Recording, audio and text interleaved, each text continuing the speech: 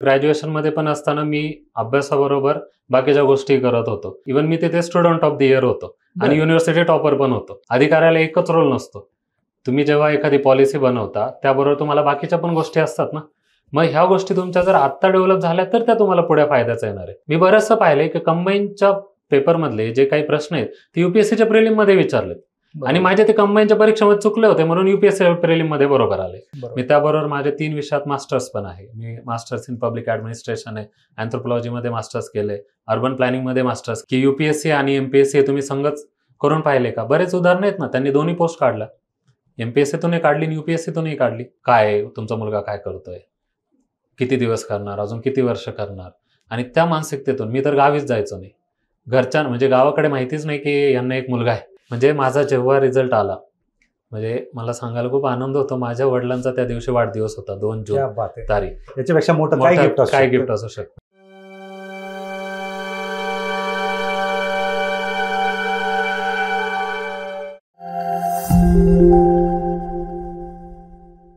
नमस्कार, मी किरण निंबोरे, वास्तवकट्ट्यावरती आपल्या सर्वांचं स्वागत.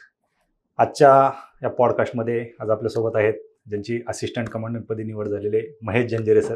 आपलं वास्तवकट्ट्यावरती स्वागत. धन्यवाद सर. खरं तर सरांविषयी सांगायचं झालं तर सर युपीएससीची तयारी करतच होते, परंतु युपीएससी सोबत एमपीएससी आणि एकंदरीत स्पर्धा परीक्षेमध्ये जेवढ्या परीक्षा होतात त्या सगळ्या परीक्षा सर देत होते. त्याच्यामध्ये मला वाटतं युपीएससीचे सरांनी 5-6 इंटरव्ह्यू दिले, राज्यसेवेचे देखील इंटरव्ह्यू दिले आणि एकंदरीत हा अभ्यास करत असताना त्यांना आलेले अनुभव, त्यांनी मिळवलेली पोस्ट, या सगळ्या गोष्टींवरती आज आपण बिंदास गप्पा मारणार आहोत. कशा आहात? खूप छान सर, आणि धन्यवाद इथे आज तुम्हाला भेटण्याची आणि तुमच्याबरोबर जी गप्पा मारण्याची संधी मिळाली. नक्कीच एकंदरीत छान वाटतंय त्याचं. अजून छान प्रेक्षकांना त्यावेळेस वाटेल ज्यावेळेस आपल्या गप्पा सुरू होतील. नक्कीच तुम्हाला असिस्टंट कमांडंट हे पद मिळाले. बरेच जण आम्ही पाहतो की असिस्टंट कमांडंट होतात आणि पुढे युपीएससीची तयारी करतात. नक्की बऱ्याच विद्यार्थ्यांच्या मनामध्ये हा पण संभ्रम असतो की नेमकं असिस्टंट कमांडंटमध्ये नेमकं त्याच्यामध्ये काय पद असतं, काय काम असतं, वर्क नेचर काय असतं, बऱ्याच जणांना माहीत नाही. काय सांगता? युपीएससी एक परीक्षा घेते, त्यातून असिस्टंट कमांडंट पदी निवड केली जाते. आता असिस्टंट कमांडंट हे equivalent to assistant commissioner of police in state services. आता जेव्हा आपण पाहतो की पोलीस प्रशासन आहे त्याचं 2 ह्याच्यामध्ये डिव्हिजन आहे. मोस्टली स्टेटकडे काही आहे आणि सेंट्रलकडे आहे. बरोबर. तर सेंट्रलकडे ज्या गोष्टी आहेत ते इंटरनल सिक्युरिटीमध्ये ज्या गोष्टी प्रोटेक्शनचं जे काम करतं ते सेंट्रल पोलीस सर्व्हिसेस, आणि त्याचं सिलेक्शन हे युपीएससी करते. आणि त्यातून जी पोस्ट होती ती असिस्टंट कमांडंट, ज्यालाच आपण स्टेटमध्ये आल्यावर असिस्टंट कमिशनर ऑफ पोलीस असं म्हणतो. अच्छा, मग त्याच्यामध्ये किती फील्ड आहेत? जसं की आता तुम्ही कशासाठी सिलेक्ट झाला? आता त्यातलं मला central reserve police force allot झाला आणि त्याबरोबर इतर 4 फील्ड आहेत ज्या central industrial security force, SSB, BSF, ITBP अशा विविध त्याचे टाइप्स आहेत. याच्यासाठी एकच एक्झाम होती? एकच एक्झाम असते. ओके. काय नेमकं कामाचं नेचर काय असतं तुमच्या? मेजरली याचं सर्व जे काम आहे तर इंटरनल सिक्युरिटी राखणे. आता यातले जे त्यांचे वेगवेगळे जे डिव्हिजन्स आहेत त्यांना वेगवेगळ्या त्यांच्या रोल आहेत ते अलॉट केलेले आहेत. आता माझं जे आहे तर ते सेंट्रल रिझर्व्ह पोलीस फोर्स आहे. यांचा मेजर रोल जो आहे तर जो सेंट्रल पूर्ण भारतातल्या जे इंटरनल सिक्युरिटी आहेत तर त्यांना मेंटेन करणं, ज्या पीस आहे तो मेंटेन करणं, अँटी नक्षलाईट ऑपरेशन झाले किंवा राईट कंट्रोल झालं, जिथे काही गोष्टी स्टेट पोलीस सर्व्हिस असतात त्यांना कंट्रोल होत नाही तेव्हा आमचा रोल येतो. आणि मेजरली ह्यांचं काय आहे की हे विविध क्षेत्रामध्ये ते काम करू शकतात. म्हणजे जेव्हा तुम्ही डेप्युटेशनवर जाता तुम्हाला NSG मध्ये डेप्युटेशन असतं, CBI मध्ये जाऊ शकता, NDRF, ज्या काही IB असेल, रॉ असेल, तुम्ही जाऊ शकता डेप्युटेशनवर. यामध्ये डेप्युटेशनवर इव्हन तुम्ही स्टेट सर्व्हिसेसमध्ये पण येऊ शकता ॲज अ ॲडिशनल SP म्हणून. ओके. ह्या गोष्टी माहिती असतात? ह्या मुलांना माहिती नाही आहेत. तुम्हाला माहिती होत्या? हो, ह्या गोष्टी मला माहित होत्या. काही माझे सिनियर आहेत की जे ऑलरेडी बऱ्याच वर्षापासून ह्या सर्व्हिसेसमध्ये आहेत. ओके. आणि मग त्यामुळे मला त्याचा ते काय म्हणतात त्याचा एक थोडा अनुभव होता आणि त्यामुळेच माझं होतं की ही सर्व्हिस मला जॉईन करायची. तुम्ही सगळेच एक्झाम देत होते असं बोलण्यातून तुमच्या जाणवलं. म्हणजे कसं शक्य होतं? कारण आम्ही तर पाहतो काही अधिकारी सांगतात की एक फोकस करा, काही अधिकारी सांगतात प्रत्येक एक्झाम देत राहा, ज्याच्यात यश मिळेल त्याच्यात यश मिळेल. नक्की तुम्ही काय करत होते? कशा पद्धतीने सगळ्याच एक्झाम देत होते? तुम्ही युपीएससीचे इंटरव्ह्यू देता, तुम्ही राज्यसेवेचे इंटरव्ह्यू देताय, तुम्ही बँकिंग, SSC, CGL, म्हणजे काहीच सोडलं नाही तुम्ही. कसं मॅनेजमेंट कसं होतं? ऍक्च्युली कसं आहे सर, मी लहानपणापासून माझं शिक्षण हे सैनिक स्कूलमध्ये झालं. बरं. आणि तिथे असल्यामुळेच लहानपणापासून अभ्यासाबरोबर सगळ्या ज्या ऍक्टिव्हिटीज होत्या ते करायची तेव्हापासूनच सवय होती. नंतर ग्रॅज्युएशनमध्ये पण असताना मी अभ्यासाबरोबर बाकीच्या गोष्टी करत होतो. सगळे ऍक्टिव्हिटीज असतील, करिक्युलर, एक्स्ट्रा करिक्युलर, ह्या सगळ्या गोष्टी केल्या. इव्हन मी तिथे स्टुडंट ऑफ द इयर होतो आणि युनिव्हर्सिटी टॉपर पण होतो. क्या बात आहे. आणि ह्या वेळेस काय होतं सर, त्यावेळेस मला ह्या गोष्टी ज्या डेव्हलप झाल्या की ॲट अ टाइम तुम्ही मल्टी गोष्टी केल्या पाहिजेत. जेव्हा तुम्ही एखादा अधिकारी होता, अधिकाऱ्याला एकच रोल नसतो. तुम्ही जेव्हा एखादी पॉलिसी बनवता त्याबरोबर तुम्हाला बाकीच्या पण गोष्टी असतात ना. मग ह्या गोष्टी तुमच्या जर आत्ता डेव्हलप झाल्या तर त्या तुम्हाला पुढे फायद्याचा येणार आहे. आणि तेच करताना माझं असं होतं की परीक्षा भरपूर आहेत, पण त्या परीक्षेतून जेव्हा आपण वेगवेगळ्या एक्झाम देतो त्यावरून आपल्याला कळतं की ह्या परीक्षेत काय सिमिलॅरिटीज आहेत, ह्या परीक्षेत काय आहे. कसं व्हायचं की माझ्याबरोबरचे जे मित्र आहेत ते काय करणार, युपीएससीची परीक्षा आहे ती दिली की त्याच्यानंतर डायरेक्ट पुढच्या वर्षीच युपीएससी देणार. मधल्या स्पॅनमध्ये काय, जोपर्यंत तुम्हाला ऍक्च्युअल एक्झामचा जर तुम्हाला फीलच नसेल तर तुम्हाला कसं काय कळणार की एक्झामला एक कंडिशनमध्ये बरेच मुलं असतात ते एक्झामला गेले की त्यांच्या हात असे थरथर कापतात, भीती येते, घाम वाटतो. तसं मला कधी वाटलंच नाही. कारण मी एका महिन्यामध्ये किंवा एका वर्षामध्ये जवळपास 7 ते 8 मेन्स जायचो. आणि अशा धरून मी जवळपास 45+ मेन्स दिल्यात, 7 ते 8 इंटरव्ह्यू दिलेत, इन्क्लुडिंग युपीएससी, एमपीएससी. बरोबर. मग त्यामध्ये मला काय जाणवलं की ह्या सगळ्या परीक्षा जर पाहिल्या ना, त्यांचा सिलेबस हा जवळपास सेम आहे. त्यातलं तुम्हाला काय करायचं आहे, ह्यातला कॉमन जो सिलेबस असतो तो तुम्हाला काढायचा आहे. पण आपल्याला काय वाटतं, आता कंबाईन आहे, कंबाईनचा प्रश्न कशाला युपीएससी येईल, हे चुकीचं आहे. मी बरंचसं पाहिलंय की कंबाईनच्या पेपरमधले जे काही प्रश्न आहेत ते युपीएससीच्या प्रिलिममध्ये विचारलेत आणि माझे ते कंबाईनच्या परीक्षेमध्ये चुकले होते म्हणून युपीएससी प्रिलिममध्ये बरोबर आले. ओके, म्हणजे तुम्ही प्रत्येक परीक्षा देत होते म्हणून तुम्हाला हा फरक जाणवला किंवा लक्षात आलं. बरोबर. आणि कसं असतं, जोपर्यंत आपण चुका करत नाही ना तोपर्यंत आपल्याला ती गोष्ट लक्षात राहत नाही. कारण कसं आहे, कधी आपल्याला ठेस लागली ना मग तेव्हा आपण म्हणतो ठेस लागली की नाही इकडून जायचं नाही, इथून आपल्याला ह्या दगडाला आपला पाय लागला, ठेस लागली, इथून आपण जाणार नाही. तसं असतं, एखादा प्रश्न आपण एखाद्या परीक्षेमध्ये जेव्हा चुकीचा केला ना तेव्हा आपलं तो आयुष्यभर लक्षात राहतो की हा प्रश्न मी चुकवलाय आणि तो मी आता तिकडे बरोबर करणार. आणि असं मला भरपूर, म्हणजे मी जेवढ्या परीक्षा द्यायचो तेच प्रश्न रिपीट व्हायचे. म्हणजे तुम्हाला इतिहासामध्ये काय वेगळं असणार आहे, तुम्ही कंबाईनचा इतिहास घ्या नाही तर युपीएससीचा इतिहास घ्या, तिथे सेमच आहे. तरी मुलं काय म्हणतात, नाही युपीएससीचं काही वेगळं आहे, काही वेगळं नसतं. त्यामुळे काय, तुम्ही जेव्हा ह्या सगळ्या परीक्षा देता तुमचा अभ्यास अजून स्ट्रॉंग होतो. बरोबर. तुम्ही सांगितलं की तुम्ही स्टुडंट ऑफ द इयर होते, तुम्ही प्रत्येक ऍक्टिव्हिटीमध्ये भाग घेत होते आणि तुम्ही युनिव्हर्सिटी टॉपर होते. हे असं आपण मूव्हीमध्ये आजपर्यंत पाहिलंय की जो स्टुडंट ऑफ द इयर असतो किंवा कॉलेजमध्ये कॉलेज गाजवणारा हाच टॉपर असतो. रिअल लाईफमध्ये पण पाहायला म्हणजे ते आश्चर्य वाटतंय आम्हाला या गोष्टींचं. कारण कसं असतं, तुम्ही कॉलेज केलंय, आम्ही कॉलेज केलंय, जो बाकीच्या ऍक्टिव्हिटीमध्ये असतो तो कुठेतरी अभ्यासामध्ये खूप मागे असतो. हे चित्र आम्ही पाहिलेलं आहे. तुम्ही जे सांगितलं की प्रत्येक परीक्षेचा तुम्हाला काय अनुभव आला, या सगळ्या गोष्टींकडे आपण परत येऊयात. तुम्ही जे सांगितलं की उदाहरण दिलं की ज्या रस्त्यावर आपल्याला ठेस लागते त्या रस्त्याने आपण जात नाही, किती ठेचा खाल्ल्या? भरपूर. म्हणजे मी जेव्हा ग्रॅज्युएशनच्या फायनल इयरला होतो 2015 तेव्हाच मी एक्झाम देत होतो. आणि त्या फर्स्ट इयरमध्ये माझी एमपीएससीची प्रिलिम क्लिअर होती, आयईएसची प्रिलिम क्लिअर होती आणि एमईएसची प्रिलिम जी आहे ती क्लिअर होती. पण तेव्हा माझं होतं की मला युपीएससी करायचं आहे. त्यांच्याकडे त्या प्रमाणात लक्ष दिलं नाही आणि पुढचे जे 2 वर्ष होते त्यामध्ये माझी एक पण प्रिलिम निघली नाही. आणि कसं व्हायचं की माझे जे मित्र वगैरे आहेत, आणि आपल्याला माहिती एमपीएससीचे जे असायचं की आन्सर की यायची, आन्सर कीवरून आपण मार्क काढायचो, मित्रांना सांगायचो एवढे मार्क आले, आणि दरवेळेस प्रिलिम नंतर म्हणजे रिझल्टच्या वेळेस 1-2 मार्कांनी प्रिलिम हुकायचे. अशा भरपूर प्रिलिम हुकलं. माझा मित्र होता योगेश माने, मी भरपूर ठिकाणी बोललोय, पण त्याने डायरेक्ट मन तयार केली होती, महेश जंजिरे होणे. म्हणजे कुठली परीक्षा 1-2 मार्कांनी नापास होणे. म्हणजे त्यांना कट ऑफचा अंदाज सगळा माझ्या आन्सर कीवरून त्यांना कळायचा की आज 51 जर मार्काला कंबाईनचा कट ऑफ आहे तर मला जर 50 मार्क असेल तर 51 कट ऑफ लागणार आहे. तुमच्या मार्कवरून कट ऑफ पण ठरवायचं. त्यावेळेस थोडंसं आपण मागे जाऊया. बरोबर. तुम्ही तुमचं शिक्षण वगैरे सगळं सैनिकी स्कूलमध्ये झालं. आपण जरी गावाले असलो तरी तुम्ही श्रीगोंद्यामध्ये तुमचं शिक्षण झालेलं नाही. कशा पद्धतीने तुमचं शिक्षण झालं आणि या क्षेत्राकडे वळण्यासाठी कधी प्रोत्साहित झालं? मी माझं जेव्हा सैनिक स्कूलमध्ये ॲडमिशन झालं होतं तर तिथे आम्हाला आमचे जे कर्नल DS परब सर होते, जे प्रिन्सिपल होते, तर ते खूप इन्फ्लुएन्शियल पर्सनॅलिटी होती. म्हणजे त्यांच्याकडे पाहून वाटलं की अधिकारी जर कोणी असावं ना तर यांच्यासारखं असावं. आणि तिथे जर पाहिलं ना त्यांनी जे काही शिस्त लावली तर त्याचा हा थोडा इम्पॅक्ट झाला की आपल्याला अशा क्षेत्रात अधिकारी वगैरे बनायचं. नंतर जसजसं वय वगैरे वाढत गेलं तर तेव्हा ह्या गोष्टींचं माहिती आली की काय काय गोष्टी आहेत. अधिकारी कसा बनतो, थोडेफार जे आपण त्या काळात तर यूट्यूब वगैरे नव्हतं, पण न्यूजपेपरमध्ये वगैरे यायचं की हे आहेत, हे अधिकारी आहे. मग त्याची माहिती कशी काढायची, कोणा जे झालेत त्यांना जाऊन भेटायचं, सर हे कसं आहे, कसं करायचं. त्यातून थोडं गोष्टी कळत गेल्या. मग त्यानुसार पुढचे प्लॅन आहेत ते बनत गेले की ग्रॅज्युएशनला ॲडमिशन घ्यायचं, मग कोणत्या स्ट्रीमला घ्यायचं.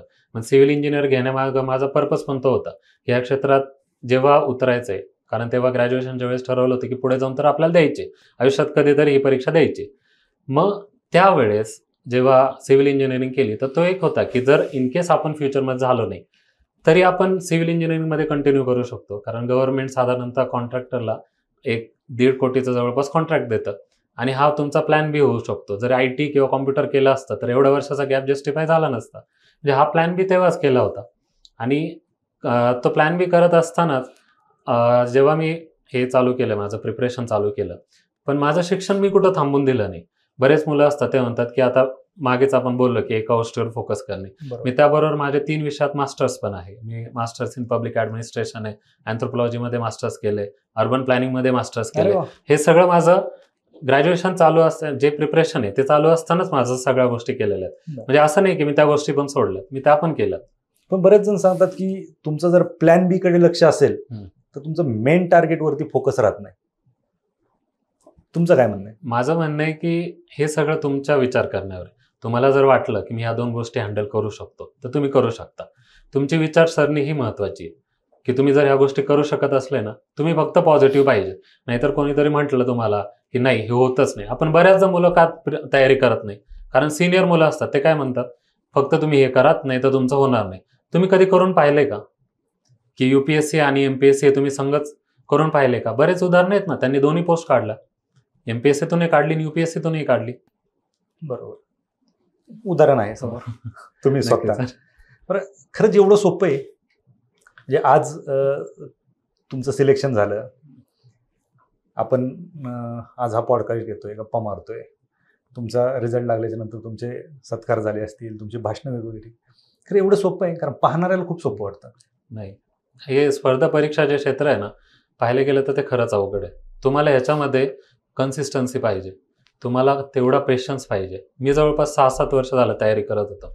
4 ते 5 वेळा UPSCतून इंटरव्ह्यूला गेलो आणि तिथून परत रिजेक्ट होऊन परत पहिल्यापासून तयारी केली. काय भावना होत्या त्यावेळेस? त्यावेळेस सांगू नाही शकत. म्हणजे माझ्यापेक्षा माझे जे घरचे आहेत त्यांच्या भावना खूप हे होत्या. म्हणजे मला तर वाईट वाटायचं, पण ह्या सगळ्या ह्याच्यात माझ्या मागे खंबीरपणे माझी उभी असणारी माझी आई, मला स्पेशली ते सांगावं वाटतं की तिने खूप गोष्टी सोसल्या. म्हणजे सगळं जे काय असेल ना, आत्ता मी जो UPSCचा अभ्यास करतोय तर तेवढा अभ्यास तिने स्वतः केलाय. म्हणजे मला YouTubeवरून व्हिडिओ पाठवणं, कोणाचे लेख आले तर ते करणं, ह्या गोष्टी अशा आहेत, तू तर अशा पद्धतीने कर, ह्यांनी त्या तशा केल्यात, ह्या सांगणं, हे तिने केलंय. माझ्या प्रत्येक रिझल्टच्या वेळेस ती असायची. म्हणजे ती, माझी बहीण, माझे वडील, मावशी, ह्या सगळ्या गोष्टी त्यांनी फेस केल्यात. आणि सगळ्यात जास्त वाईट घरच्यांना वाटतं, कारण कसं आहे, जेव्हा आपण सिलेक्ट होतो तेव्हा सगळ्यांनाच खुशी होणार आहे, पण जेव्हा आपण नापास होतो तर तेव्हा सगळ्यात जास्त जे इमिजिएट इम्पॅक्ट होतो तो आपल्या फॅमिलीवरती होतो. आणि मला वाटतं की म्हणजे ह्याच्यात माझे आई वडील जे काही माझ्या पाठीमागे खंबीरपणे उभे होतं ना, त्यामुळे मी इथपर्यंत येऊ शकलो. नाही, नक्कीच. कारण कोण काय करतंय, म्हणजे पूर्ण ते MPSC UPSC जगत होते, तुम्ही अभ्यास करत होते, ते जगत होते. बरोबर. आणि ते तुमच्यासाठी करत होते. निश्चितच त्यांना श्रेय जातं तुमच्या यशाचं, आणि त्यांची मेहनत होती म्हणूनच कदाचित आज आपण नक्कीच हा पॉडकास्ट पाहू शकतो. कारण बरेच पालक असे असतात की त्यांच्या पाल्यांना वेळ देतात. बरोबर. 2 वर्षात झालं पाहिजे, 3 वर्षात झालं पाहिजे. अपयश आलं तर त्यांना टोमणे मिळतात. पण कदाचित तुम्हाला घरचा सपोर्ट होता आणि मेंटली तुम्ही त्याच्यामुळे स्टेबल राहू शकले असाल. काय काय अडचणी आल्या अजून अभ्यास करताना? अभ्यास करताना मेन सर काय होतं की जेव्हा आपण परीक्षा देतो आणि फायनलला जाऊन जेव्हा रिटर्न येतो ना, ती स्टेज सगळ्यात म्हणजे धक्कादायक असते. असं वाटतं की आपण इथपर्यंत गेलो आणि आपल्यालाच लक का नाही फेवर करत आहे. म्हणजे मी बऱ्याचदा बोलतो की आपण म्हणतो की नाही मीच लकी नाही आहे, सगळ्यांचं होतंय माझंच होत नाही, काय प्रॉब्लेम आहे. असं माझ्याबरोबर 3-4 वेळा झालं. पण म्हणतात ना, लक फेवर्स द ब्रेव, हे मी बऱ्याचदा बोलतो. तुम्ही जर कन्सिस्टंट असाल, तुम्ही जर पेशंट असाल, तर तुम्हाला ते यश आहे ते तुम्ही खेचून आणणार आहेत. बरोबर. आणि तसंच झालं. माझे जवळपास 3-4 इंटरव्ह्यू झाले आणि तेव्हा मी परत दिलं. तर त्यावेळेस माझं झालं. त्यामध्ये कसं असतं, ह्या ज्या प्रोसेस आहेत, ह्या खरंच म्हणजे 1 वर्ष, 2 वर्ष, 3 वर्ष असं जातात. आणि तो टाईम स्पॅन खूप असतं. त्यावेळेस बरेचसे लोक तुम्हाला विचारतात, की "काय तुमचा मुलगा काय करतोय? किती दिवस करणार? अजून किती वर्ष करणार?" आणि त्या मानसिकतेतून मी तर गावीच जायचो नाही. म्हणजे गावाकडे माहितीच नाही, की यांना एक मुलगा आहे. बरं. कारण पहिल्यापासून बाहेरच होतो आणि इतके वर्ष झाल्याची तयारीत आणि गावाकडे गेले की कोणी विचारणारच आणि बरेच म्हणणार काय करतोय हा गावाकडे तिकडे पुण्यात जाऊन तर काय टाइमपासच करत असेल, बाबाचे पैसे उडवत असेल, एवढ्याच हेच असले बोल असतात. आणि मग त्यावेळेस हे सगळं ऐकून जर घरच्यांनी या गोष्टी आपल्यापर्यंत येऊन नाही दिल्या आणि कायम ते आपल्याला सपोर्ट करत राहिले आणि त्यामुळे ज्या काही अडचणी होत्या त्याच्यावरती मात करता आली. स्पेशल सांगायचं तर ह्यामध्ये काय व्हायचं सर, की स्टेज वाईज गोष्टी असतात. त्यामध्ये मेडिकलचा पण असतो. मला जवळपास 3 वेळा मेडिकलसाठी हे केलं होतं. म्हणजे UPSCमध्ये तुम्हाला मेडिकलची एक्झाम असते, म्हणजे मेडिकल द्यावी लागते. तर त्यामध्ये काहीतरी क्वेरी काढायचे. बरं. कधी आईजसाठी क्वेरी, कधी हार्टबीटसाठी, कधी बीपीसाठी असं काहीतरी. म्हणजे ते त्यांचं काय असेल डॉक्टरांचं. पण त्याला जेव्हा रिव्ह्यू मेडिकल असायचं, तर ते दिल्लीला जायचं. दिल्लीमध्ये 5 दिवस तिथे थांबायचं. त्यांचं मेडिकल बोर्ड बसणार. त्या 4 डॉक्टर असणार. ते आपल्याला 5 दिवस रोज एक्झामाइन करणार, रोज वेगवेगळ्या टेस्ट करणार आणि तेवढं सगळं क्लिअर करून तुम्ही एवढ्या सगळ्या पेशंटली त्या गोष्टी हे करून परत क्लिअर करून तुम्ही पुन्हा इंटरव्ह्यूला जायचं. बरं. ही गोष्ट खरंच म्हणजे मग डिफिकल्ट. याच्यातून तुम्ही गेलात ह्याच्यातून मी 3 वेळा गेलोय. 3 वेळा? 3 वेळा. बरं. आणि दरवेळेस मी क्लिअर होऊनच गेलो. पण मग कसं असतं, की त्यांच्या काही चुका आहेत त्याचा आपल्याला खूप जास्त त्रास होतो. आणि ह्यामध्ये काय माझी मावशी कायम सोबत असायची, की मेडिकल आलं की सगळीकडे जी धावाधाव आहे, परत जा, गव्हर्नमेंट हॉस्पिटलला जा, तिथे चेकअप करा आणि त्यानंतर परत ते लेटर पाठवा, तिथून दिल्लीला जा, तिथे 5 दिवस राहा आणि हे खूप म्हणजे हॅरॅसमेंट असतेच पाहायला गेलं तर. आणि ह्याच्यातून जाणं आणि त्यानंतर असं वाटतं आपण इतकं जवळ आलोय आणि हे काय ह्यांनी माझ्यावर का क्वेरी काढली, आपण तर सगळे फिट आहेत आणि नंतर यायचं की तुम्ही क्लिअर आहे. म्हणजे त्यावेळेची जी भावना आहे ना डोळ्यातून खरंच म्हणजे अश्रू यायचे, की काय बरं. एवढं का आपल्याला संघर्ष काय. मग असं वाटतं की एवढा संघर्ष केला ना मग काहीतरी भेटलं ते खरंच मोठं भेटलं. बरोबर. नाही, ऍक्च्युली आपली सिस्टीम कशी आहे पहा ना, की काहीच नसताना सुद्धा तुम्हाला खेट्या मारावं लागतात. आपल्या ग्रामीण भागात आपण त्याला म्हणतो खेट्या मारणे. आणि काही लोक अशी आहेत खूप काही असताना देखील ते सिस्टीममध्ये जातात. कसे जातात काय जातात त्याच्यावरती आपल्याला बोलायचं नाही, परंतु सध्याचे ज्वलंत उदाहरणं आहेत त्यांच्यावरती काय भाष्य करणं आता आपल्याला या पॉडकास्टमध्ये योग्य नसणार आहे. परंतु थोडंसं आता ह्या सगळ्या गोष्टी झाल्या, पण विद्यार्थ्यांचं लक्ष असणार आहे की एवढे UPSCचे 4-5 इंटरव्ह्यू दिले, MPSCचे इंटरव्ह्यू दिले, एवढे सगळे एक्झाम देत होते, हे मॅनेज कसे करत होते याच्याकडे तर तुम्हाला त्याच्यावरती बोलावंच लागणार आहे. नक्कीच. कारण ते गरजेचं आहे. पण एक महेश जंजिरे ज्यांची असिस्टंट कमांडंटपदी निवड झाली, त्यांची अभ्यास पद्धती कशी होती हे देखील आपल्या प्रेक्षकांना ऐकायचं. ऍक्च्युली कसं असतं, बरेच जण म्हणतात की UPSC MPSC करताय तर तुम्ही दिवसभर घराच्या बाहेरच निघलं नाही पाहिजे, तुम्ही लायब्ररीत बसले तर खुर्चीला चिटकूनच बसलं पाहिजे, पुन्हा सकाळी गेले तर रात्री 12-1 वाजताच आलं पाहिजे. माझी अभ्यास पद्धती वेगळी होती. अभ्यास करा तुम्ही, माझं असं होतं तुम्ही लिमिटेड करा पण इफेक्टिव्ह करा. ओके. तुम्ही 12 तास नाही केलं, तुम्ही 6 तास केला तरी इनफ आहे. ओके. बऱ्याचदा काय होतं, मुलं एखादा विषय फॉर एक्झाम्पल इतिहास आहे, इतिहासासाठी तुम्ही काय करणार, मल्टिपल सोर्सेस वापरणार, मल्टिपल पुस्तक वाचणार. तुम्हाला एक्झामची जी डिमांड आहे ती कळली पाहिजे. माझं काय होतं की एक्झाम आहे ना, पहिले त्याचे प्रश्नपत्रिका पाहायच्या आणि त्या प्रश्नपत्रिकेतले कोणते टॉपिक आहेत की जे आयोग रिपीट करतोय. त्यांचं असतं की महत्त्वाचे हेच टॉपिक आहेत की ते पुन्हा पुन्हा त्याच्यावर विचारतात. मुलं काय करतात, कधी प्रश्नपत्रिका बघणार नाही, ते क्वेश्चन कसे फ्रेम करतात हे बघणार नाही. बरेचसे उत्तर तर आपल्याला काही न वाचतात, फक्त तुम्ही ऑप्शन इलिमिनेट केले तर त्यावरून तुम्हाला उत्तर भेटतात. आणि काय असतं की त्यामधले ठराविक टॉपिक आहेत की ज्याच्यावरती आयोग विचारतंय तर ते तुम्ही पाहिलं पाहिजे ना. मग मी तेच करायचो की ठराविक, आता सपोज टोटल 6 सब्जेक्ट आहेत, त्यातले आपले स्ट्रॉंग सब्जेक्ट किती 4 आहेत, त्या 4 मधला एक पण मार्क गेला नाही पाहिजे. मग बाकीच्या यातले जरी कमी आले तरी आपण तेवढ्यावर सिलेक्ट होणार आहे. For example history, geography, polity हे जे सब्जेक्ट आहेत तरी तुमचे कोर सब्जेक्ट आहेत, त्याच्यावरती आयोग विचारून वेगळं काही विचारणार नाही ना. सगळी जे MPSC मधली जनता आहे त्यांचं काय होतं, सगळे करंटच्या मागे धावतात. करंटमध्ये येऊन प्रश्न येतात किती 15, उरलेले बाकीचे प्रश्न किती आहेत? 85. 85. तर त्या 85 मधले तुमचे मी म्हणतो फक्त 60 जरी बरोबर आले तरी तुमचे 120 मार्क होतात बरोबर. आणि तुम्ही सिलेक्ट होतात. कट ऑफ एवढं जात नाही. तर तुम्ही तिथे जे कोर सब्जेक्ट आहेत त्याच्यावरती फोकस करणं गरजेचं आहे. आणि Okay. अभ्यास करताना असं नसतं की तुम्ही फक्त कंटिन्यू अभ्यास करा. एखाद्याने जर अभ्यास इतका केला तर त्याला कधीतरी मला वाटतं की वेळ लागेल. त्याबरोबर तुम्ही बाकीच्या गोष्टी पण करणं गरजेचं आहे. की बरोबर. मुलं तुमचे मित्र आहेत त्यांच्यात जा, त्यांच्यात मिक्स व्हा, थोडा वेळ त्यांच्या बरोबर काढा. आणि ह्या करत असताना मी सगळ्या गोष्टी करतच होतो. मला आधी सांगितलं मला आवडच होती. म्हणजे असा कोणताच मूवी नाही की जो मी पाहिला नाही. बरं. कंटिन्यू मूवीज पण पाहायचो मुलांबरोबर. माझे मित्र जे होते सगळे त्यांच्याबरोबर आम्ही क्रिकेट खेळायला जायचो, कधी गप्पा मारायला असायचो. म्हणजे अशा वेगवेगळ्या गोष्टी आम्ही केल्यात. हा, हे छंद हो. जे तुम्ही जोपासत होते, हे छंद जोपासत असताना अभ्यास कसा करायचा? ऍक्च्युअली माझा हे सांगायला मला आवडेल की माझी आवडती हॉबी होती स्केचिंग. बरं. मी स्केचिंग करतो. आणि त्यात काय व्हायचं, जेव्हा मी वाचायचो तर वाचताना मी स्वतःच्याच डायग्राम्स बनवायचो, स्वतःची एखादी स्टोरी करायचो आणि त्यातून ज्या गोष्टी आहेत ना ते लक्षात ठेवायचो. मोबाईलमध्ये काय करणार की जेव्हा आता सपोज एखादा टॉपिक आहे आपल्याला कळलं ही गोष्ट इम्पॉर्टंट आहे तर ती स्कॅन करून ठेवायची. हिस्ट्री स्कॅन केलं तर तेवढ्या गोष्टी फक्त माझ्या ह्याच्यात साधारणतः टोटल जर 400 पानाचं पुस्तक असेल तर माझ्याकडे त्याच्या हार्डली 10 पानांमध्ये सगळ्या नोट्स रेडी असायच्या. बरं. आणि त्या मोबाईलमध्ये स्कॅन असायच्या. त्यानंतर त्या पुस्तकाला हात पण लावायचा नाही. मग मोबाईलमध्ये घ्यायचं, मोबाईलमध्येच वाचायचं, रिवाईज करायचं, तेच परत परत.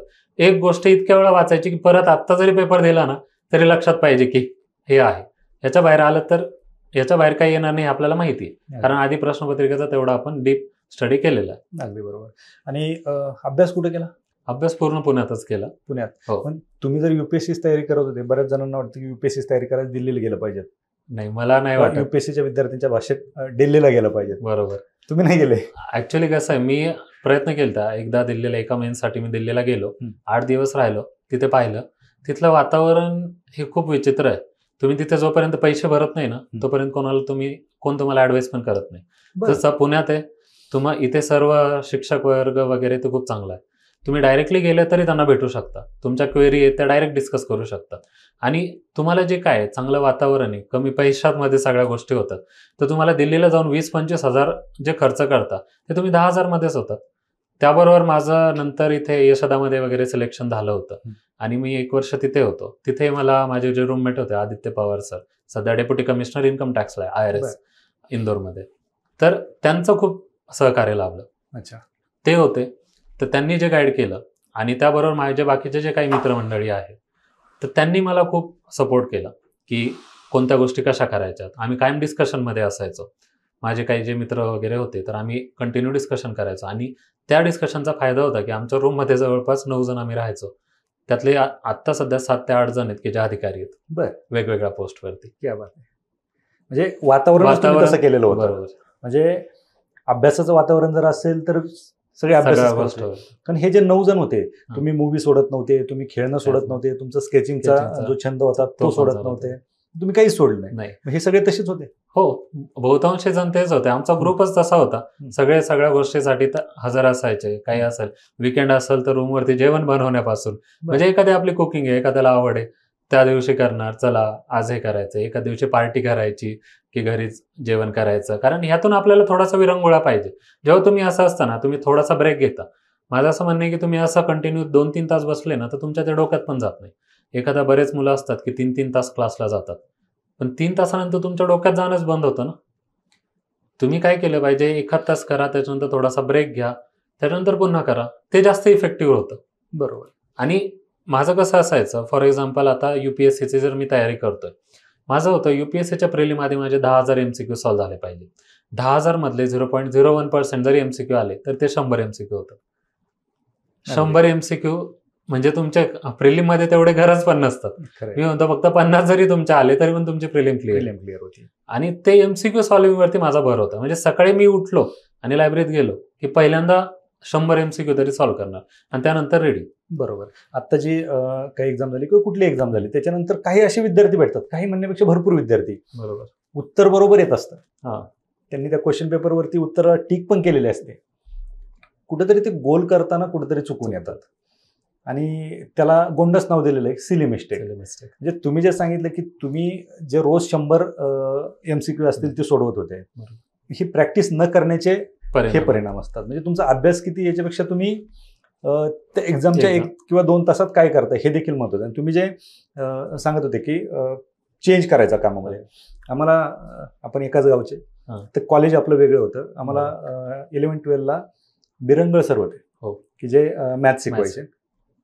तर त्यांचं एक वाक्य असायचं, change in the work is the biggest trace.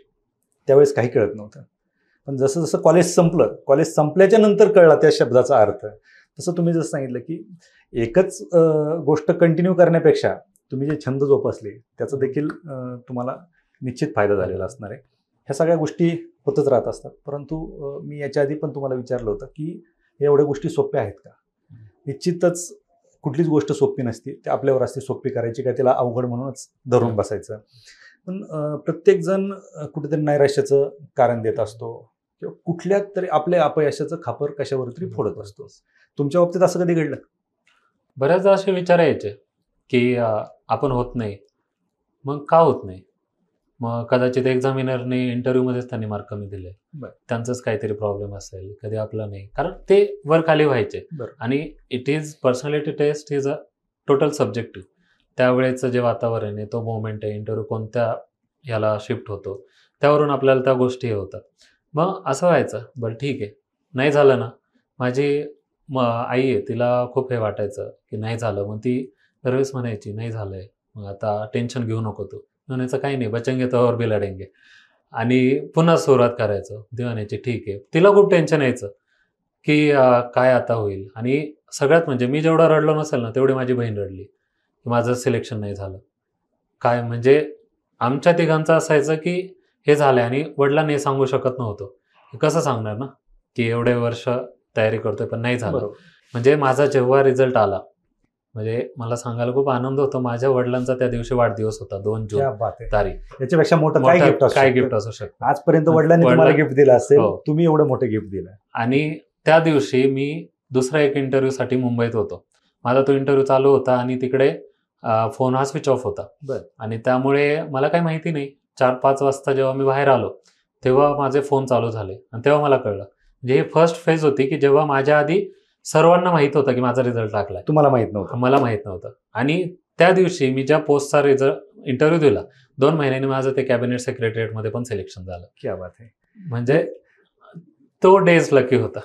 म्हणजे तिथूनच सुरुवात झाली. आणि एकदा सुरुवात झाली की माणूस थांबत नाही. बरोबर. काय ज्या दिवशी रिझल्ट लागला, काय घरच्यांचा, वडिलांमध्ये एवढं मोठं गिफ्ट तुम्ही दिलं, काय भावना होत्या त्यावेळेस? म्हणजे मी पाहिलं ना, वडिलांना म्हणजे इतकं प्राऊड होतं. म्हणजे अजून पण कुठे जरी असेल ना, तर ते मला हक्काने घेऊन जातात. मुलगा आहे माझा, हे झाला सिलेक्शन. आणि एक हे वाटतं की त्यांचे साहेब लोक वगैरे जे असतात, तर ते म्हणतात की आमचे मुलं आहेत की ते अजून सिलेक्ट नाही झाले, पण तुमचं मुलं कसं काय झालं, म्हणजे एवढं कसं काय त्याने केलं. मग एक ते होतं की जे प्राऊड त्यांच्या डोळ्यात आपण पाहतो ना, ते खरंच वेगळं आहे. म्हणजे त्याचा आनंद आपण नाही सांगू शकत, म्हणजे शब्दात बोलू शकत नाही. बरोबर. म्हणजे ज्यांनी एवढ्या खस्ता खाल्लेल्या असतात आपल्यासाठी, त्यांच्यासाठी म्हणजे त्यांचं स्वप्नच ते असतं. म्हणजे आपण पाहतो की एक सायकल असते, मुलाचं शिक्षण झालं की त्याची नोकरी झाली की लग्न झाले की मुलं झाली, परत ते सर्कल जे आहे त्यातला हा जो फेज असतो ना वडिलांसाठी, की आपला मुलगा कुठंतरी चांगल्या पदावर गेलाय किंवा कुठंतरी चांगली नोकरी भेटली, याच्यापेक्षा मोठं, कारण त्यांचं स्वप्नच ते असतं. कारण ते एकदा त्या फेजमध्ये गेले की तुम्ही ज्यावेळेस लहान असताल तेव्हापासून त्यांचं ते स्वप्नच असणार आहे की माझ्या मुलाला काहीतरी मोठं करायचं. ते स्वप्न एवढं, तुम्ही तुमच्या स्वप्नासाठी किती वर्ष वाट पाहिलेली असते? 4-5 वर्ष. तुमच्या वडिलांनी तुमच्या लहानपणापासून ते स्वप्न पाहिलेलं असतं. अर्थात तो आनंद असणारच आहे. आणि त्यात असं झालं की म्हणजे माझं तर सिलेक्शन झालंच, पण त्याबरोबर पुढच्या 4-5 महिन्यांनीच माझ्या बहिणीचाही प्रोबेशनरी ऑफिसर म्हणून सिलेक्शन झालं बँकमध्ये. अरे वा, क्या बात आहे. त्यामुळे जे त्यांना खुशी आहे ती खूपच जास्त झाली. बरोबर. कारण एवढं जे होणं त्यांच्यासाठी खूप म्हणजे एक प्राऊड मोमेंट आहे. वडील कधी असं म्हणले होते का की आता बस कर? नाही, त्यांच्याकडून या गोष्टी कधीच आल्या नाहीत की तुम्ही करताय ना, करत राहा, वय ठीक आहे, 1 वर्ष अजून करा, काही होत नाही, होईल अजून, आम्ही आहेत तोपर्यंत करून घेऊ. बरोबर. आणि पण एक व्हायचं त्यावेळेस सर की आता एवढे 4-5 वर्ष झाले, त्यांना सांगायचं कसं? मी जेव्हा UPSCचा इंटरव्ह्यू देऊन आलो तो पण त्यांना सांगितलेलं नव्हतं. हे फक्त माझी आई, मी आणि बहीण या तिघांनाच माहित होतं. त्यावेळेस मी कोणालाच बोललो नव्हतो.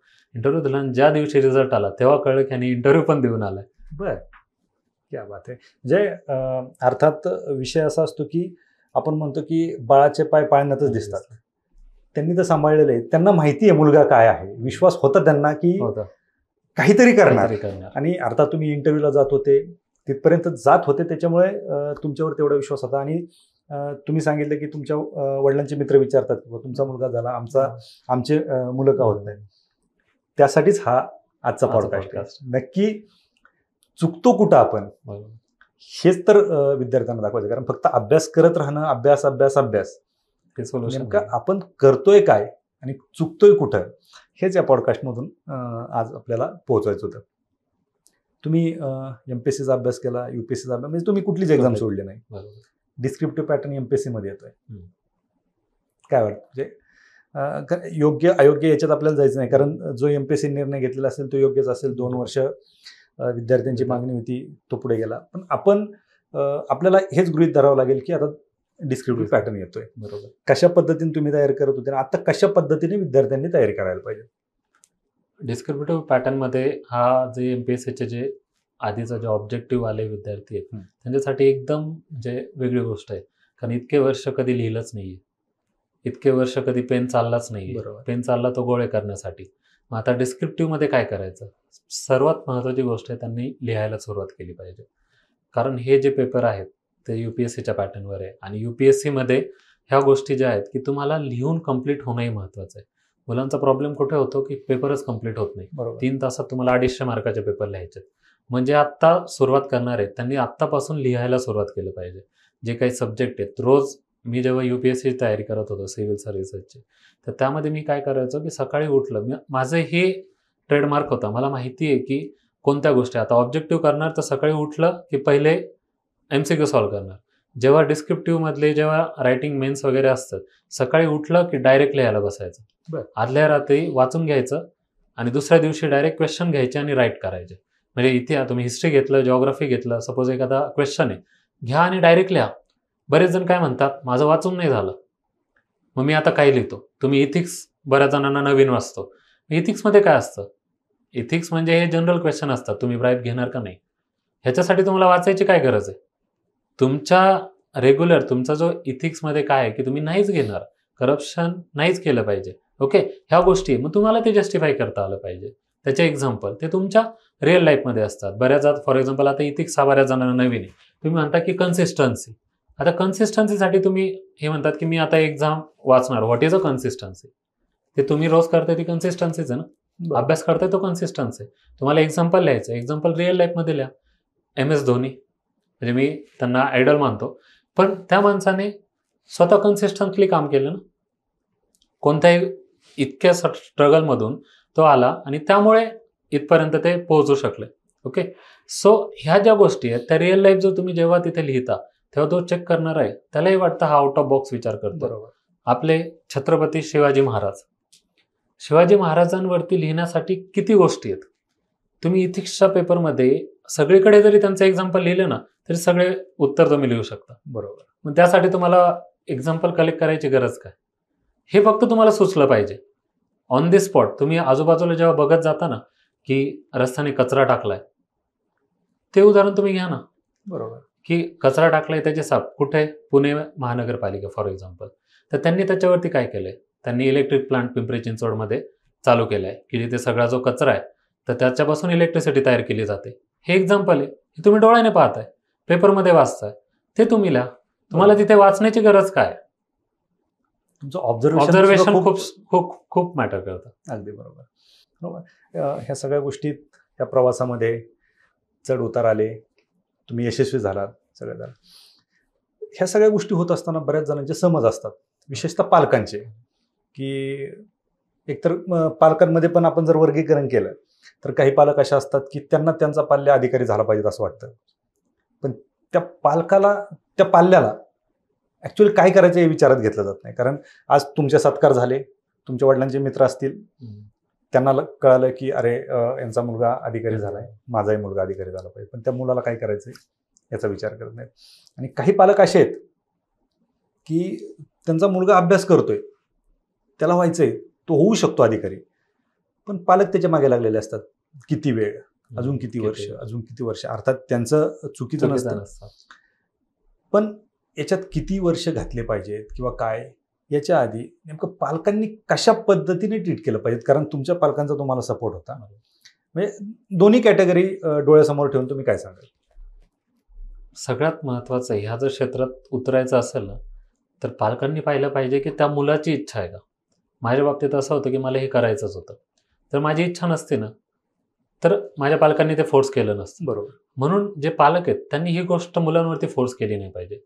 काही जणांचं असतं की माझा मुलगा अधिकारी व्हावा, पण मुलाचं स्वप्न असतं मला क्रिकेटर बनायचं, आणि मग जर तुम्ही त्याला ह्या क्षेत्रात टाकताय तर त्याचा फायदा नाही आहे.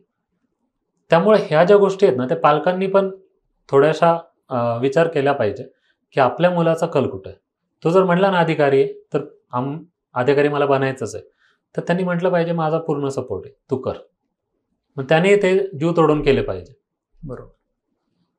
आणि जे पालक असे आहेत की नाही बाबा कधी होणार कधी होणार, जो आपण तगादा लावून म्हणतात, आणि त्याच प्रेशरमध्ये असतात विद्यार्थी. मला त्यांना असं सांगणं आहे की तुम्ही मुलांना थोडासा वेळ दिला पाहिजे. बऱ्याचदा कसं होतं, ही परीक्षा आहे, त्यात 10-12 लाख लोक बसतात आणि त्यातून फक्त 1000 जण इंटरव्ह्यूला जातात, आणि सिलेक्शन जर ॲडव्हर्टाइजमेंट पाहिली तुम्ही 400-500 लोक त्यांचं सिलेक्ट होतात. आणि ही प्रोसेस एक खूप वेळखाऊ आहे आणि लेंदी आहे. बरोबर. कारण त्याचं जर पाहिलं ना, तर 1-1.5 वर्षात ती कंप्लीट नाही होत. माझा जेव्हा रिझल्ट होता ना, म्हणजे मला सांगायचं आहे की माझा एक 4 नोव्हेंबरला तेव्हा इंटरव्ह्यू होता. तर त्याच्या आधीच मी इंटरव्ह्यूला गेलो दिल्लीमध्ये, आणि इंटरव्ह्यूच्या आदल्या दिवशीच ते दिल्ली हायकोर्टमध्ये एक केस पडली त्यावरती, त्यामुळे इंटरव्ह्यू पोस्टपोन झाले. आणि ते डायरेक्टली मार्चमध्ये झाले, त्यामुळे इंटरव्ह्यू जी सायकल आहे ती पुन्हा डिस्टर्ब झाली. मग अशा ज्या एक्झाम आहेत त्यामध्ये ह्या वेळ लागणारच आहे, तो ग्राह्य धरला पाहिजे. आणि आपण पाहतो की जे MPSC वगैरेचे प्रोसेस आहे त्यामध्ये 2-2, 3-3 वर्ष लागतात, जॉईनिंग यूज तर वेळ लागतो. मग त्यामुळं कसं आहे, तुम्ही तुमच्या पाल्यानं तो वेळ देणं गरजेचं आहे. बरोबर. आणि पाल्याने किती वेळ घेतला पाहिजे? पाल्याने आपल्याकडे 8-8, 10-10 वर्ष पण अभ्यास करतात. तसं एवढा वेळ घेणं ते पण चुकीचं आहे. जर तुम्ही फायनान्शियली स्टेबल असाल तर तुम्ही वेळ घ्या, पण मला किती वेळ? कारण फायनान्शियली जरी स्टेबल असतील तरी गेलेलं वय तर येणार नाही ना. बरोबर. तुम्ही ह्या क्षेत्रात मॅक्स 4 ते 5 वर्ष, 5 वर्ष मॅक्स, त्याच्यावरती नाही. आणि ह्यामध्ये पण तुम्ही काय केलं पाहिजे, ज्या बऱ्याचशा संस्था आहेत त्याच्या स्कॉलरशिप्स देतात, म्हणजे सारथी झालं, बार्टी झालं, किंवा वेगवेगळ्या महाज्योती आहे, तर यशदा आहे. तर मग ह्या संस्था काय करतात, तुम्हाला स्कॉलरशिप देतात. तर ह्यामध्ये तुम्ही काय करू शकता की ह्या एक्झाम देणं, आणि त्यातून स्वतः सेल्फ फायनान्शियली जर आपल्याला स्वतः कुठे स्कॉलरशिप चालू असेल तर आपण पॅरेंट्सवर तेवढा डिपेंडंट नसतो, त्यामुळे मग त्यांच्यावरती पण तो लोड येत नाही. ओके. आणि मग आपल्यालाही स्वतः वाटतं नाही मी माझं स्वतः काहीतरी आहे, कॅपेबल आहे, सो मी करू शकतो, तो एक कॉन्फिडन्स येतो. बरोबर. म्हणजे मेंटली पण थोडंसं स्टेबल बरोबर राहता येतं. बरोबर. मेन इथे इन्स्टॅबिलिटी असण्याचा विषय काय असतो की आपल्याला फायनान्शियली इंडिपेंडन्स नसतो. तो जर असेल तर कोण विचारच करणार नाही. बरोबर. बरं, तुमचं सिलेक्शन झालंय, जर नसतं झालं तर अजूनही 2 वर्ष नसतं झालं तर मी नक्कीच विचार केला होता की हा माझा आता लास्ट अटेम्प्ट असणार आहे. आणि त्यानंतर मी माझं जे प्लॅन बी आहे तर मी त्यावरती ऑलरेडी वर्कआउट आधीपासूनच करत होतो. माझं जे सिव्हिल इंजिनिअरिंग आहे त्यामध्ये मी ते कंटिन्यू केलं असतं. बरोबर. तुमचा प्लॅन बी तयार होता.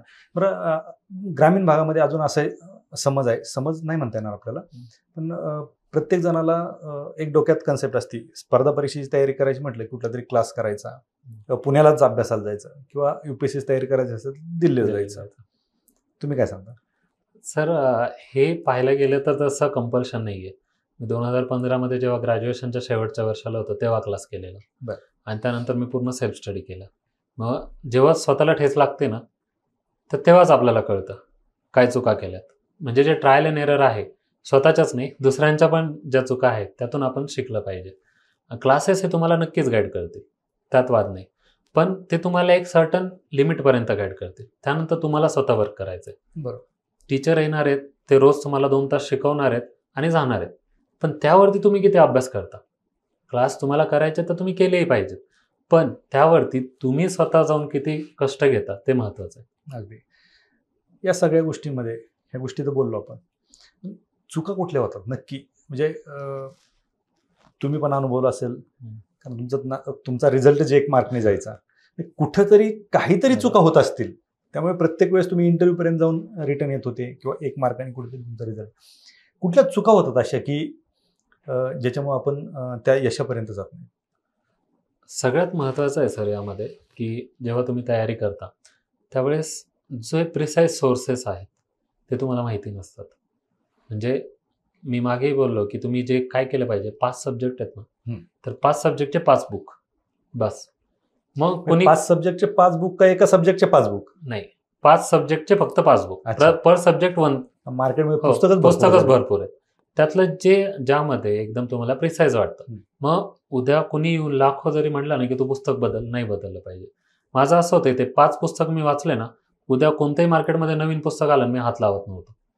बस ते आहे ना, ते एकदम पाठ करून टाकायचे. ह्याच्या बाहेर माहिती आहे ना, मग आयोगाचा सिलेबस घेणे, तो सिलेबसमध्ये काय पॉईंट्स आहेत ते हायलाईट करणे, आणि सगळ्यात महत्त्वाचं ते जे प्रश्नपत्रिका आहेत त्या पाहणे, त्यातले कोणते क्वेश्चन्स आहेत त्यावरून आपण म्हणतो ना रिव्हर्स इंजिनिअरिंगचा तुम्हाला फायदा होतो. म्हणजे कसं? म्हणजे जेव्हा तुम्ही प्रश्नपत्रिका पाहता तेव्हा तुम्हाला कळतं की क्वेश्चन कोणत्या टॉपिकवरून आलाय, मग तो पेपरमध्ये पाहणे, पुस्तकात पाहणे.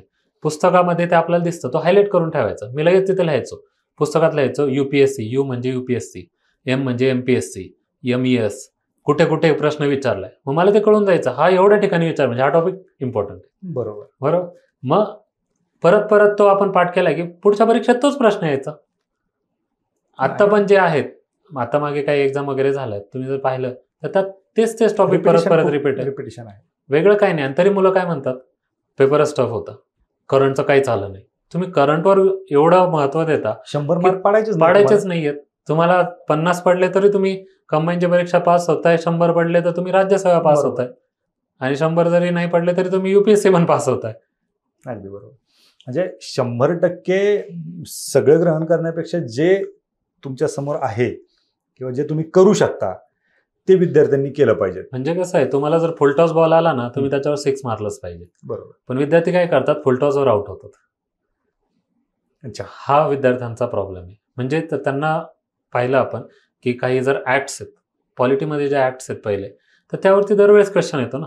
प्रेसिडेंट आर्टिकल्स आहेत, प्रेसिडेंट आहे, गव्हर्नर आहे, तर ह्यांच्यावरती ते कंटिन्यू विचारतात. कोणते विचारतात हे पण त्यांचं ठरलेलं आहे, त्याच टॉपिकवर परत विचारतात. पण विद्यार्थी हे कधी पाहतच नाहीत ना. पॉलिटीचं पुस्तक घेतलं, उघडायचं, पहिल्यापासून जे शेवटपर्यंत आहे, जोपर्यंत संपत नाही 10 दिवस पॉलिटिक्स, प्रस्तावनेपासून त्याचा फायदा होत नाही. तुम्ही त्याचे पहिले क्वेश्चन पहा, त्यानंतर मग ते कुठून आलेत ते पहा, ते टॉपिक हायलाईट करा आणि परत तेच वाचा. नक्कीच. ह्या सगळ्या गोष्टी ज्यावेळेस आपण बोलत होतो याच्यातून मलाही माझे अभ्यास करतानाचे दिवस आठवले. मी काय चुका करत होतो, मी कशा पद्धतीने अभ्यास करत होतो, आणि बऱ्यापैकी विद्यार्थ्यांना ॲक्च्युली अभ्यास प्रत्येकाचा असतो. बरोबर. ह्या गोष्टी ज्या असतात की ज्या आपण आता डिस्कस केल्या, या बऱ्याच विद्यार्थ्यांना माहिती नसतात. अभ्यास असतो, जसं की प्रिव्हियस इयर क्वेश्चन तुम्ही पाहत होते आणि त्याच्यातून तुम्हाला कळत होतं की आयोगाला अपेक्षित काय आहे, पुस्तकात ते कुठे आहे, आणि त्यानुसार तुम्ही अंडरलाईन करत होते. आणि तुम्ही प्रत्येक एक्झाम देत होते, त्याच्यामुळे कुठला पॉईंट किती महत्त्वाचा आहे तो माहीत होतं, हे तुम्हाला माहीत होतं. आणि आजपर्यंत एवढे इंटरव्ह्यू घेतले, पण असं कुणीच सांगितलं नाही की तुम्ही प्रत्येक एक्झाम द्या. काहींनी सांगितलं तुम्ही प्रत्येक एक्झाम द्या, पण ते प्रत्येक एक्झाम देत नव्हते. पण तुम्ही प्रत्येक एक्झाम देत होते, त्याच्यामुळे तुम्हाला परीक्षा काय आहे आणि तो सिलेबस काय आहे हे कळलं होतं. नक्कीच विद्यार्थ्यांनी त्या पद्धतीनेच ह्या सगळ्या गोष्टी केल्या पाहिजेत. भविष्यामध्ये बऱ्यापैकी ज्यावेळेस असिस्टंट कमांडंट म्हणून किंवा UPSC मार्फत घेतल्या जाणाऱ्या बाकीच्या परीक्षांमधून जे सिलेक्ट होतात ते IAS साठी किंवा IPS साठी ज्याचे जी आवड असेल त्यासाठी तयारी करतात. तुमचं काय स्वप्न? माझं आता आहे की ह्यामध्ये आहे तर मला ह्यामध्ये करिअर करायचं. एकदा कसं असतं, आपण लाईफमध्ये पाहिलं तर एका कुठेतरी आपल्याला स्टेबल होणं गरजेचं असतं. बरोबर. तुम्ही पूर्ण आयुष्याच हे स्टडीमध्ये नाही घालू शकत. हे तुमचं लाईफ आहे, आणि ज्या सर्व्हिसमध्ये असाल त्यामध्ये जर तुम्ही खुश असाल तर तुम्ही काही पण करू शकता. तुम्ही तिथे जाऊन पण त्या गोष्टी चांगल्या प्रकारे करू शकता. नक्कीच. समाधान महत्वाचं. नक्कीच. आज आम्हाला देखील खूप समाधान लाभलं तुमच्यासोबत बोलून, कारण आपण एकाच तालुक्यातील. पॉडकास्टसाठी मला वाटतं आपण 1 वर्षापासून बोलतोय. कसं असतं, जवळचं आहे, करू निवांत. पण आता तुम्ही पुढच्या महिन्यात मला वाटतं ट्रेनिंगला जाताल आणि कदाचित ट्रेनिंगला गेल्याच्या नंतर तुम्ही आम्हाला सापडले नसते. सो मी आज वास्तव कट्ट्यावरती आलात आणि तुमच्यासोबत मनसोक्त गप्पा मारल्या आणि विद्यार्थ्यांना बहुमूल्य असं मार्गदर्शन केलं, त्याबद्दल आपलं खूप खूप आभार. खूप खूप धन्यवाद.